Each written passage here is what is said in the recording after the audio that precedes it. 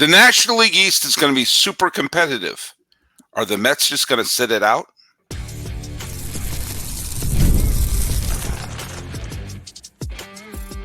You are Locked On MLB, your daily MLB podcast. Part of the Locked On Podcast Network, your team every day.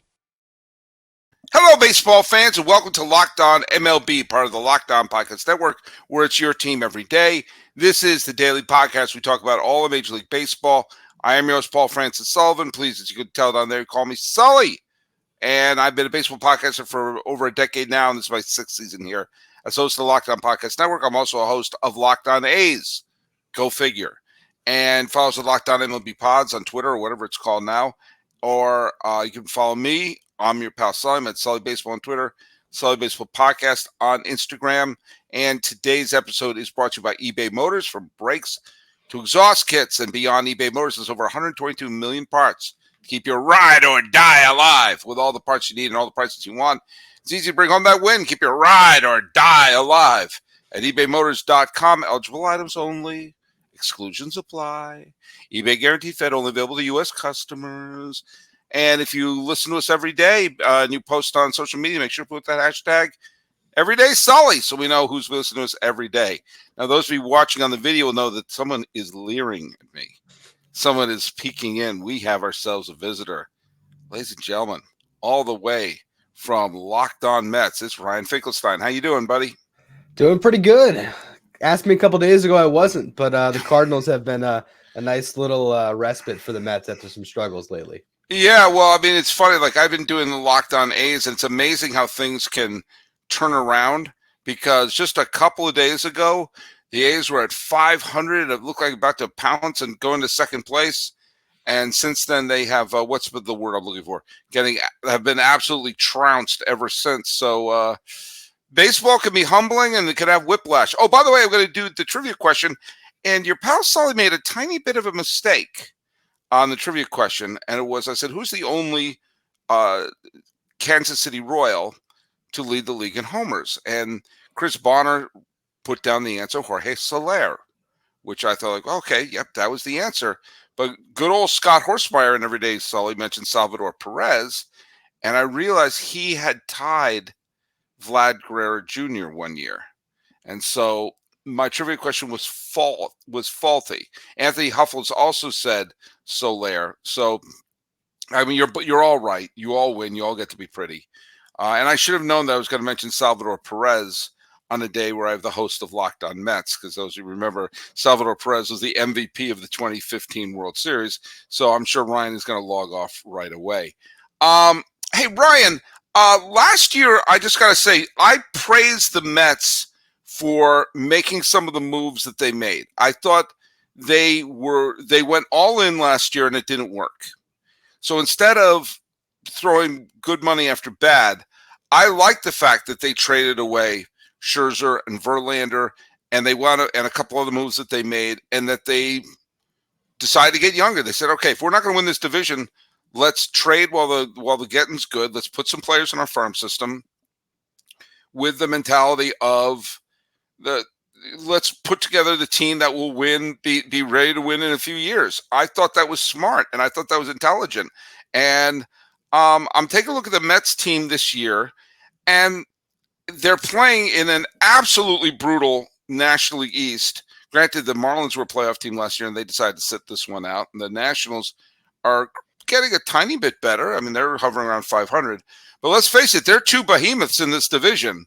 The Phillies won again, 10-1, and Atlanta beat the Red Sox 4-2. Before we get into the Mets, what do you think about the two superstar teams in this division, and which one do you think is going to be basically wait this one out? You know, I think all off season and for most of the beginning of this season, I just would have said, oh, it's the Braves. It's always the Braves. The Braves are going to win the division year in, year out.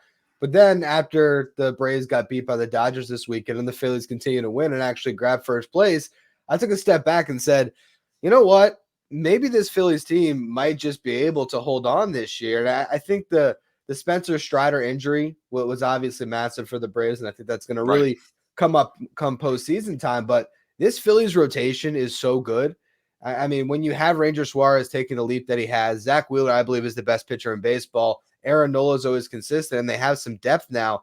I Why think can't the Mets get players like Zach Wheeler? I mean, well, that's just not. It's not fair. Why can't, So you mentioned this was your sixth season. It's my sixth season covering the Mets with Locked On Mets. And if you go back to 2019, I spent a ton of time saying, extend Zach Wheeler, extend Zach Wheeler, extend Zach Wheeler, only to watch them complain, or not even complain, say what they say? We think that Zach should thank us for parlaying 2 good half seasons into this contract with the Phillies. And yeah, he's been unbelievably good ever since he went to Philly. and the extension that Philadelphia put him on was not. I mean, obviously, it's more money than you and I will ever see in our lifetime, and I'm sure he's fine with it. And his great grandkids can go to college, but it was not one of those like massive 7-year break the bank sort of deals. It was a doable extension.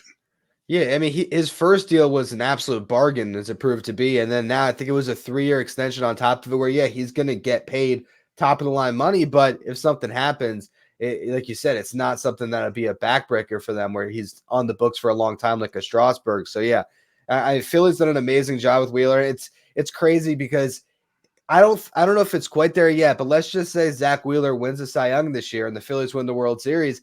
He's getting a kind of sneaky Hall of Fame case. I mean, he's still got to do it for years now, but right, because of the legacy in the postseason that he's starting to build, how good he's been there, I mean, he might be able to be one of these guys that there's a lot of debate about when it comes to not hitting those past thresholds as far as what a Hall of Famer is, but a level of dominance that he's going to have.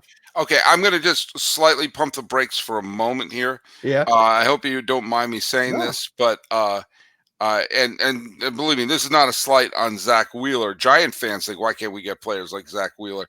As he was who they traded to get the Beltran contract. That being said, if Zach Wheeler's in the Hall of Fame and Curt Schilling isn't, I'm going to flip some cars over. And this is nothing about politics. I'm 180 degrees from Curt Schilling politically, but he was a Hall of Fame pitcher. And if Wheeler, who is a terrific pitcher, terrific pitcher. We've all seen it. I think so far he's the front runner for the Cy Young Award, which we're approaching about the first quarter of the season, believe it or not. But please, I'm going to go scent of a woman and say, I'll take a flamethrower to this place if that happens. By the way, I picked the Phillies to win the division and win the World Series. Wow. But here's something as of right now, as we're recording this on the 7th of May. Do you know what Zach Wheeler, Ranger Suarez, Spencer Turnbull, Jeff Hoffman, Matt Strom, and Orion Kirkering, do what they all have in common right now? ERA's under 2? ERA's under 2. Wow. And I have a feeling none of them went up tonight as they won 10-1. Who let up the 1 run? Sanchez let up the 1 run. So Turnbull lowered his ERA but he pitched 6. Again, another terrific outing. They got 7 innings from Sanchez, who wasn't one of the pitchers I just mentioned, and neither was Nola for that matter. Clemens, why can't the Red Sox get players like him? Clemens hit a home run and a triple. He did the hard part of the cycle. Harper hit his home run. How does he only have 9 homers? It looks like, according to the highlights, he should have at least 50 by now. And Atlanta is still a wonderful team.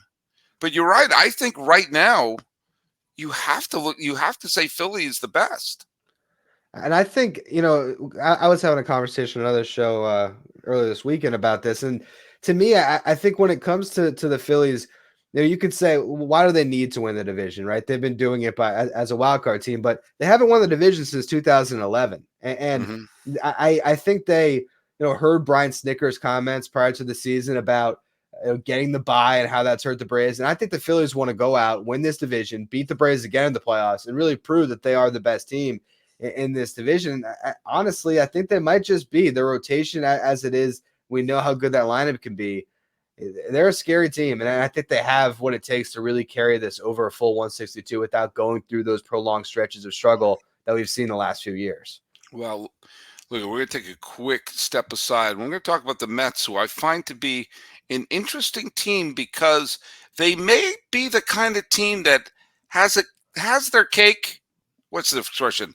Have their cake and eat it too, or eat their cake and have it too. Either way, there's going to be a cake, and it will be eaten, and it'll be theirs too. Yeah. You know, Mother's Day is coming up, and I don't know if you know this, Ryan, but my mom, Dr. Edie, watches this podcast every day and listens every day. So I can't tell her what I'm getting her for Mother's Day. But, and my sons and I are going to pick something out. I'm not going to tell you what it is, Ma. I'm not going to tell you if it's going to be flowers for the kitchen island or maybe some self-care essentials. Actually, Ryan, but my mom likes to have more practical gifts that she can use. So maybe it'll be some of the latest tech. I'm not going to tell you, Mom. No spoilers. But I'm not going to tell you what the gift will be, but I will tell you how you're going to get it. You'll get it by DoorDash. We may use the same day delivery or schedule a few days in advance. We will get savings that will make you proud of us, Mom. With a Dash Pass membership, we will save on a $0 delivery fee and reduced service fees on eligible orders from Dash Pass merchants that meet the minimum subtotal. Other fees, including service fees, they apply. Terms apply. Don't worry. But you too, the listener and Ryan, can order now and get everything you need for Mother's Day on DoorDash. Use code LOCKEDONMLB to get 50% off your next order, up to $15 when you spend $15 or more on your next flour, convenience, grocery, or retail order on the DoorDash. That's promo code LOCKEDONMLB. Order DoorDash today. Terms apply. And Mom, don't worry, you'll get your gift. And now it's time to hear from our friends over at eBay Motors. Now, Ryan, I know you know this. Passion, drive, and patience. That's the formula for winning championships. And it's also what keeps your ride or die alive. eBay Motors has everything you need to maintain your vehicle and level it up to peak performance. Superchargers, huh? Roof racks, huh? Exhaust kits, you bet. LED headlights, yeah. More, yes. Whether you're into speed like Ryan, power like me, or style like both of us, eBay Motors has you covered. With over 122 million parts for your number one ride or die, you'll always find exactly what you're looking for. With Guaranteed Fit, your part is guaranteed to fit. As the name says, your ride every time. Or money back. Because with eBay Motors, you're burning rubber, not cash. Why did I become one of the cast members of Smokey and the Bandit? With all the parts you need and all the prices you want, it's easy to make your ride or die the MVP and bring home huge wins. Keep your ride or die alive at ebaymotors.com. Eligible items only. Exclusions apply. eBay Guarantee Fit only available to U.S. customers. Sorry, Toronto. Hey, where do you get your sports information?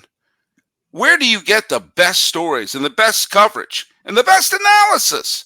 Make the switch to Locked On Sports Today, a free 24/7 streaming channel program to give you the best stories every day, the best can't-miss analysis, opinions, and news from the Locked On crew. Locked On Sports Today, streaming 24/7 on YouTube or the free Amazon Fire TV channels app, part of the Locked On Podcast Network, where it's your team every day. Ryan, what's your ride or die? My ride or die? Yes. Oh, do you even know what that is? You live in New York. You don't even have a ride or die, probably. I actually, the team is a little confusing. I live in South Florida, so I do have a ride or die. Oh, that's true. Yes. I forgot about that. All right. Well, forget about rides or dies.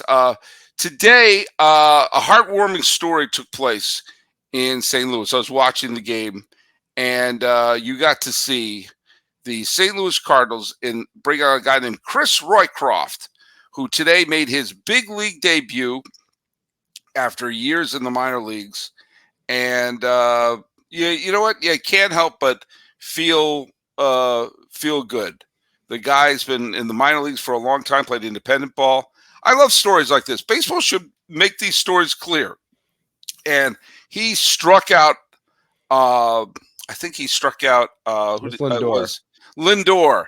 and everyone was just thrilled. His family was thrilled and everything like that. And the next pitch went to Alonso, who deposited it in the left field stands for a home run.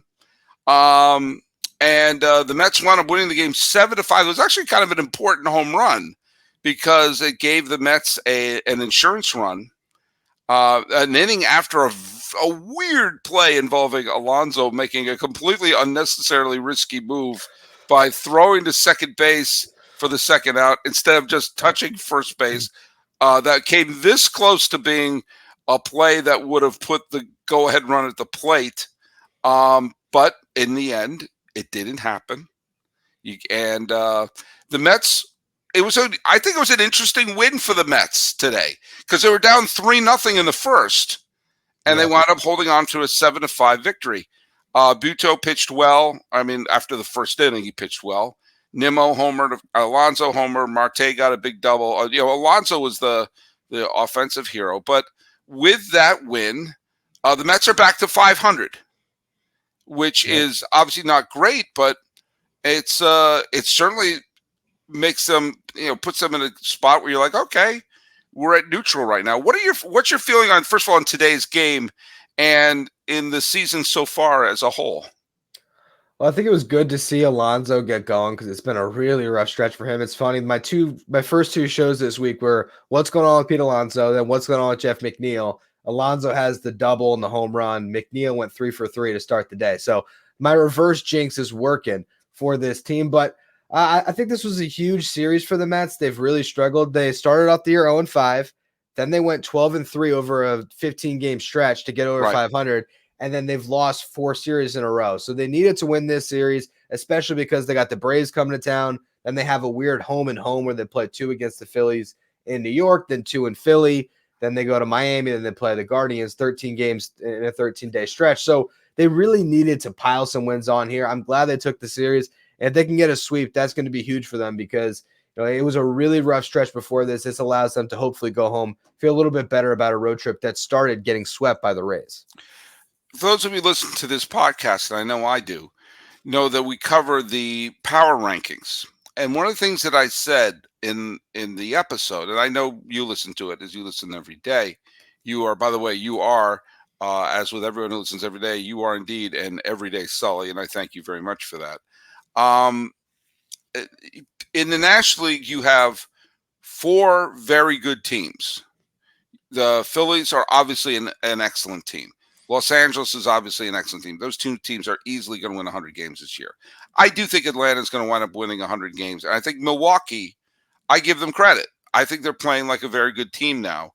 But there's 3 excellent teams, Phillies, Dodgers, Atlanta, and the Brewers are good and the Cubs are good.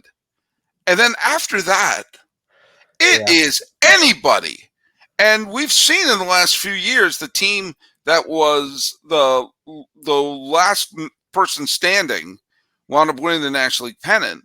Philadelphia wasn't that great when they won the pennant in 2022, and the Diamondbacks barely squeaked past Chicago last year and got in. We all know the importance of that.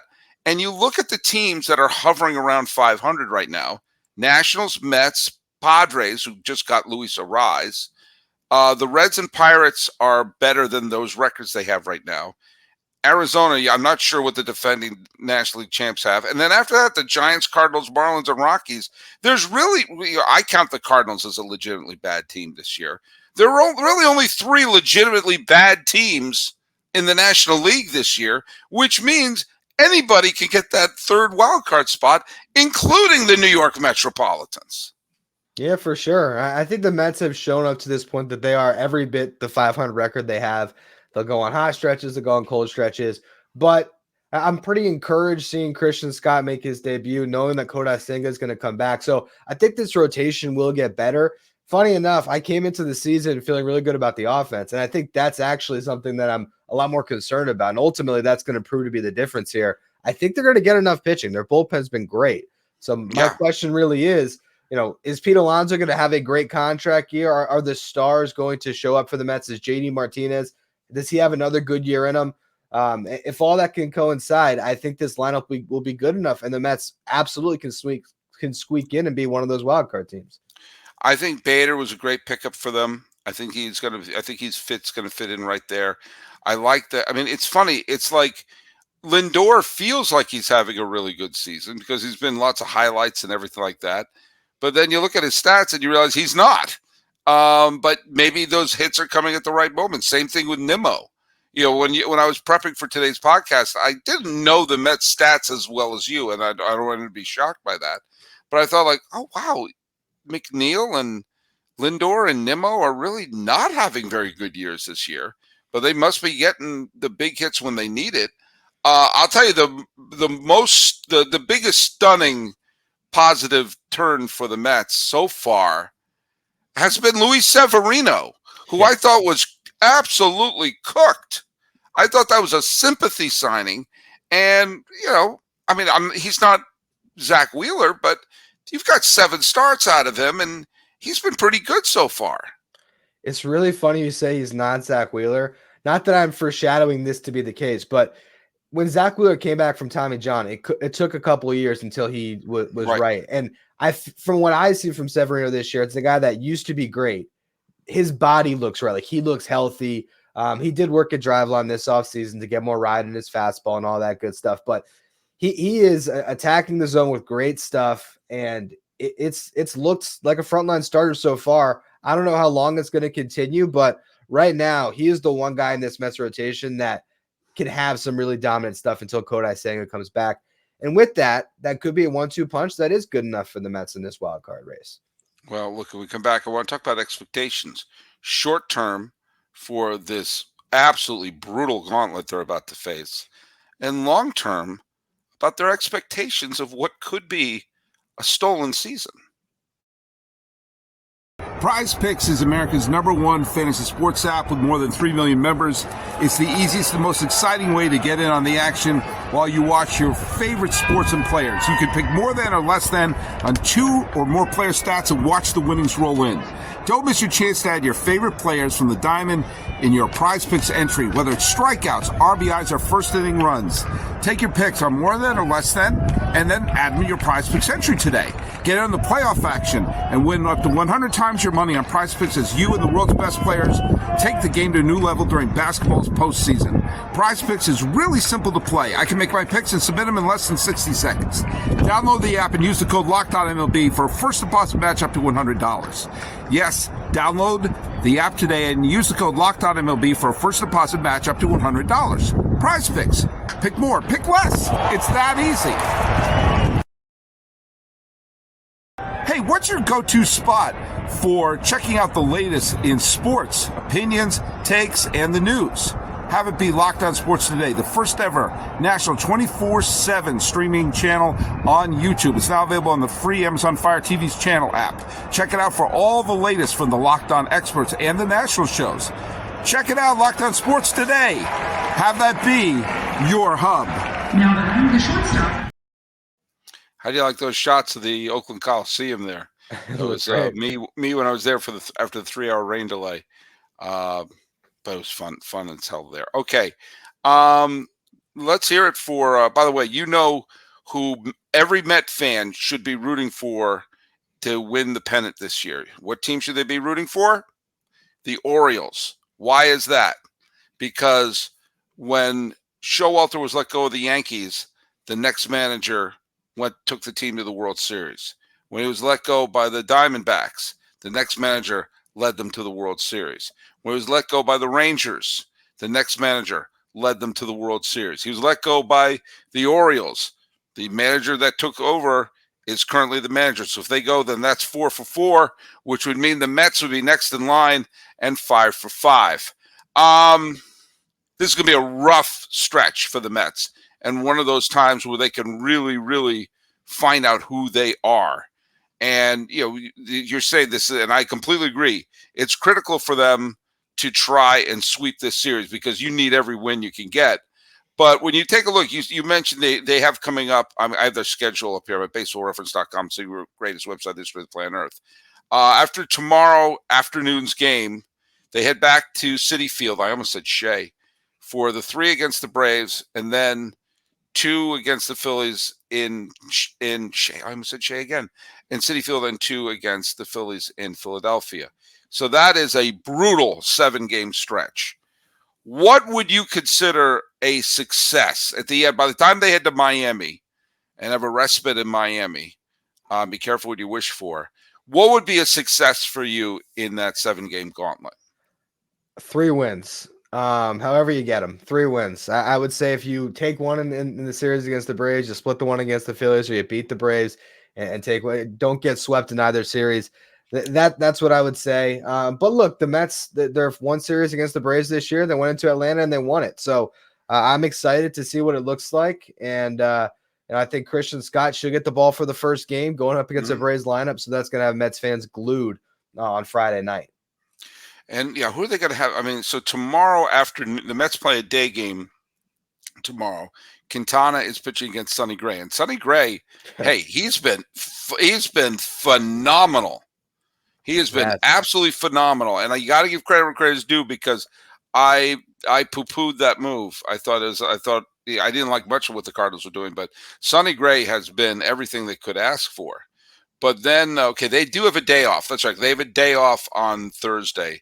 Yeah. And then Friday, who do they have starting game 1? That's Scott. That'll be Scott against Atlanta? I would assume it's going to be Christian Scott and then Luis Severino.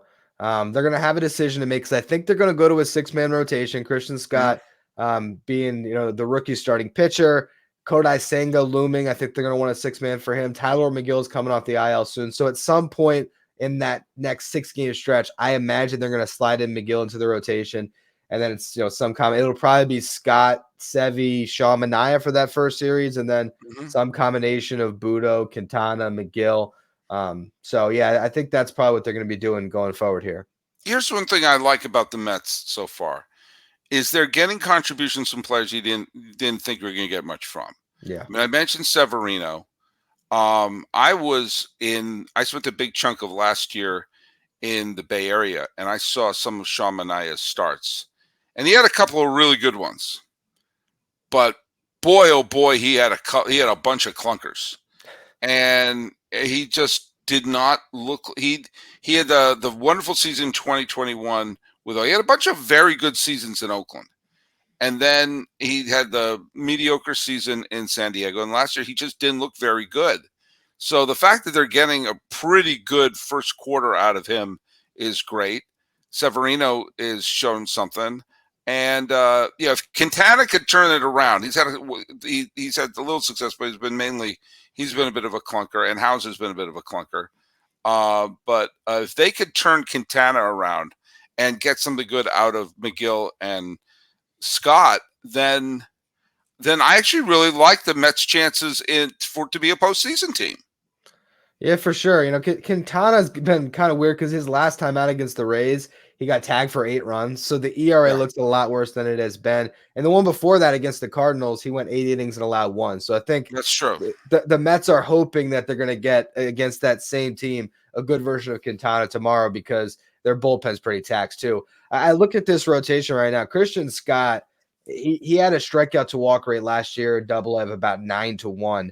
And that pretty much continued this year. He attacks the zone. He is their top pitching prospect they've developed in a very long time, and sort of a guy that popped up over the last calendar year here. So Christian Scott being in this rotation right now is really exciting for Mets fans. And then, when you get Kodai Senga back, I like those 3 in the rotation. I think Quintana's a veteran that's always going to be pretty good. Manaea, it's been okay this year. The numbers look better than I think he's actually been, but he has been pretty solid. And Jose Budo has been a real surprise. So yes, their rotation has been very good, and David Stearns has proven his reputation to be right when it comes to building a strong bullpen, because their bullpen has been fantastic, particularly to get Reed Garrett out of nowhere doing what he's done. But yeah, the bullpen has been very strong as well. And I would say that Stearns is probably going to be smart enough to realize that this team, as it's built right now, doesn't need to make a big blockbuster move. Yeah. That they're not chasing Philadelphia. They're not chasing Atlanta. They're trying to be better than San Diego, Washington, Pittsburgh, Cincinnati, and Arizona. And the best thing that's happened to the Mets is the fact that the Cardinals are still wetting the bed, And the Marlins, who lest we forget were a playoff team last year, can't get out of their own way. They're getting torched by Los Angeles as we record this. So the Mets are basically aiming. I think the Mets should aim for 85 wins. Yeah. 85 wins will probably be enough to punch the third playoff card. Whether or not that would mean them getting into the World Series like the previous third ones is up for grabs. But if this team makes the playoffs in what was essentially a rebuilding year, with a year that they could build upon moving forward, I think that would be just something the Met fans should be overwhelmed by. Absolutely. I think it was pretty clear that unless they had signed Yoshinobu Yamamoto in the offseason, even then, that still was kind of more of a long-term move. This was very much about 25 and 26. And, I think David Stearns, based on his past experience with the Brewers, sort of knew like, okay, there's some areas I can control. So that was getting as many arms as he could for that bullpen to be able to weather the storm there. That was improving the team defensively, getting Harrison Bader and Tyrone Taylor and Joey Wendell, just to try to make sure that, all right, we might not have the most dominant pitchers, but if they keep the ball in the yard, our defense behind them can actually make some of those ERAs look better than maybe they should be. So I think he did a really nice job of just trying to raise the floor of this team as much as he could. And, we'll see if they sneak in. And like you said, I don't imagine that they're going to be aggressive at the deadline. I mean, I could see them maybe. They shouldn't be. They shouldn't be. No. They might, if they need a starter, if they need a bat, they might make one move. But I'll tell you what, they will not be trading from their top of the farm system. They have like a guy like Mark Vientos, who's kind of blocked. That's a piece that if he keeps putting up good numbers in AAA, maybe you float and see what happens. But honestly, I think this is a team that's going to sit on their hands and just see what happens. No, because there's a lot. I agree. And they shouldn't trade any of their top prospects, because we all know that once you get around the trade deadline, there's going to be a bunch of teams who realize they're just staring, a bunch of players that are going to non-tender or anything like that. And it'll be acquiring like tile grout. We need someone to fill this spot. We need someone to fill that spot. And I also think that when he gets going, Mr. Julio Daniel Martinez, who has a hitting IQ off the charts, he's clearly going to be a hitting coach at one point in his life. Yeah. Is he going to be the all-star like he's been the last 3 years? Actually, technically the last 5 years, because there was no all-star game in 2020, and he probably would have been an all-star. So he's been in every all-star game since 2018, and you can argue 2017 was his best year when he split that time between Detroit and Arizona. Once he starts going, put his bat. I've seen him with the Red Sox up close and with Los Angeles up close. He makes the hitters before him and after him better. He's just that, and you're going to just add that once his bat heats up. You're going to see that there's going to, the other players around them are going to see better pitches, and there's going to be more people on base, and he's going to be hitting those doubles into the gap, and these base hits and flares into right field, and get a hold of about 20. So I think you're going to see. Once JD Martinez turns it around and gets warmed up, I think you're going to love what you see. He's kind of in like extended spring training mode right now. He tried to rush himself back, had a back injury, and then did eventually get back fairly quickly. He looks rusty, and he's still like a 270 hitter. And that he's not really himself yet. That's the thing that I think Mets fans can be optimistic about, is that they have held at 500. And like you alluded to before, Nimmo, Lindor, they are starting to heat up, but brutal starts, McNeil, Pete Alonso. When those guys get going with JD Martinez, there is the makings of a really good lineup here. And then that's what could carry them to the playoffs. All right. By the way, here's a trivia question. I do know there's only one answer to this. It's Mets related. Don't you answer. You probably know this. Who was the first ever Mets All-Star? Who is the first player who represented the Mets in an all-star game? That's a trivia question. Put it down here at YouTube or at Locked On MLB Pods on Twitter or whatever it's called now, or on Instagram. We're running a little bit over here. So Brian, why don't you tell people where they can listen to your great show? Wherever you get Locked On MLB, you can find Locked On Mets. You can find me on X at Finkelstein Ryan. On what? X or Twitter, sorry. I was about to say. And you could follow me here and also make sure to subscribe to Locked On A's, so you get another brand new dose of me every single week. You get 10 episodes with me a week between here and Locked On MLB. Talking Mets and NL East with Ryan Finkelstein of Locked On Mets. This has been Locked On MLB. I am your host, Paul Francis Sullivan. Please call me Sully.